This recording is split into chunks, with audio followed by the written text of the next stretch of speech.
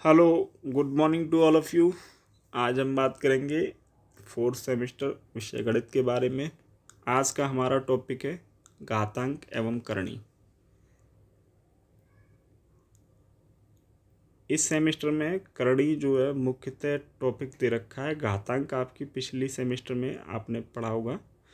यहाँ पर स्पेशली करणी पर फोकस किया गया है, लेकिन फॉर्मूले जो होते हैं चूँकि दोनों के रिलेटिव चलते हैं ना, तो मैंने सारे आपको कॉन्सेप्ट लिख दिए उसी में। सबसे पहले घातांक की बात करते हैं।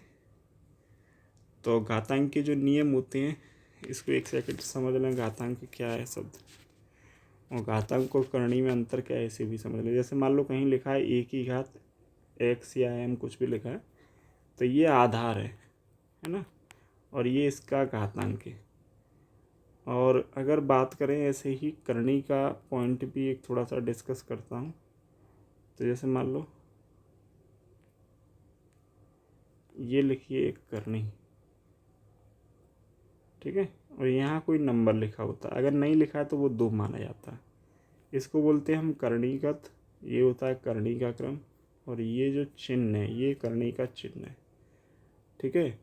अगर सामान्य तौर पर यहाँ कुछ नहीं लिखा है इसके अंदर, तो इसका मान है 1/2, और बाकी यहाँ जो भी नंबर लिखा होगा वो 1 के बट्टे में लिख कर मान होता है। जैसे अगर यहाँ 3 लिखा है तो 1/3 मान हो गया इस चिन्ह का, है ना। अगर 4 लिखा है तो 1/4 हो गया, 5 लिखा है तो 1/5 हो गया।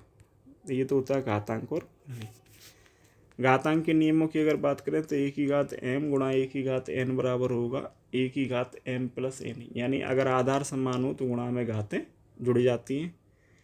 दूसरा, ए की घात एम भागित ए की घात एन बराबर होगा ए की घात एम माइनस एन। यानी आधार समान हो और संख्याएं भाग में लिखी हो तो घातें घट जाती हैं। अगर घात के ऊपर घात लगी होगी तो आपस में गुणा हो जाएंगे, ए की घात एम की घात एन आपस में मल्टीप्लाई हो जाएंगे। या दो संख्याओं की घातें अगर आधार अलग अलग हैं, दो संख्याओं की घातें एक ही, तो उन्हें अलग अलग प्रयोग कर सकते हैं, चाहे वो गुणा में लिखे हों फॉर्मूला नंबर 4, चाहे वो भाग में लिखे हों। और किसी संख्या की यदि घात जो है शून्य है तो उसका मान कितना हो जाता है, 1 हो जाता है। ऐसे तमाम जो है प्रश्न फॉर्मूले आप इसमें प्रयोग कर सकते हैं। इसी तरीके से करणी में यदि किसी करणी की घात n है और उसका भी घात का क्रम n है, यानी सेम है, तो वह आपस में कैंसिल हो जाएंगे, है ना। ये दोनों आपस में कैंसिल होके क्या रह जाएगा, ए की घात 1 और 1 सामान्य तौर पे हम लिखते नहीं।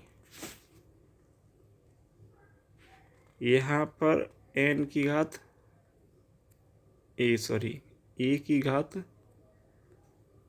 की घात कितनी हो गई, 1/n, और इनटू में m पहले से लिखा है, तो ए की घात m/n ये बन गया इसका, ठीक है। इस वाले फॉर्मूले के लिए इसे लिखा नहीं था, तो ये इसका हो जाएगा।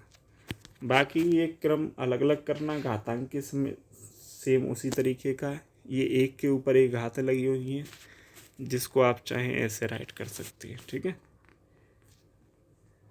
और देखो ये एक और इस पे करनी लगाना एन, यानी क्रम को हम चेंज भी कर सकते हैं आगे पीछे, अगर इन दोनों को समझें तो। ये दोनों भी आगे पीछे क्रम चेंज करके लिखेंगे, एम आगे लिख दिया कभी पीछे लिख दिया, है ना, तो ये ऐसे राइट कर सकते हैं।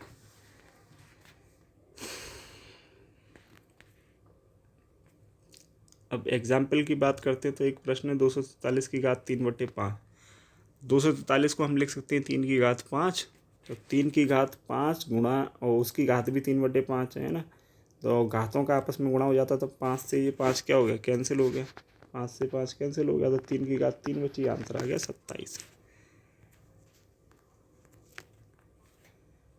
एक ये वाला क्वेश्चन इंपॉर्टेंट है, आरोही क्रम में लिखना। आपको क्या करना है, पहले घातों का क्रम बराबर करते हुए करणियों का क्रम बराबर करते हुए तब इस प्रश्न को हल करना है। तो सबसे पहले काम क्या है, देखो इनके करणी के क्रम में पहली वाली करणी है, इसका क्रम 2 है, दूसरी का 3 है, तीसरी का 4 है। तो आपने लिया इनका लासा, 2 3 4 का लासा कितना होता है, 12। तो आपने क्या करना है, तीनों करणियों को 12 के क्रम पे बना लेना, ठीक है।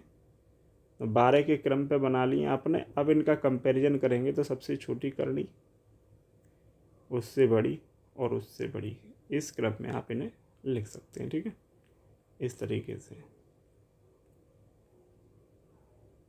ये संख्या पर आधारित है। एक n का मान ज्ञात करना है, इस तरीके भी प्रश्न पूछे जा सकते हैं। रूट 3 की घात 5 है, 3 की घात 2 की घात 2 है, 3 की घात n गुणा 3 की घात 1/2। आपने दोनों साइडों की घातें सभी सॉल्व कर दी और सॉल्व करने के बाद इनके घातांकों की तुलना कराई, तो 13/2 जो है वो बराबर हो गया n+3/2 के। घातांकों की तुलना कराएगी है ना, फिर आधार समान करके ये भी सारी घातें ये भी 3 की हैं तो सब इक्वल में कर दी। तो ये आ गया आपका n+3/2 बराबर 13/2। 3/2 इधर माइनस कर दूँ तो 10/2 बचा, 2 से 10 काट दिया तो 5 बचा, तो n का मान 5 हो गया। एक ये एग्जाम्पल है 0.00032.6 की घात 0.6 का मान ज्ञात कीजिए।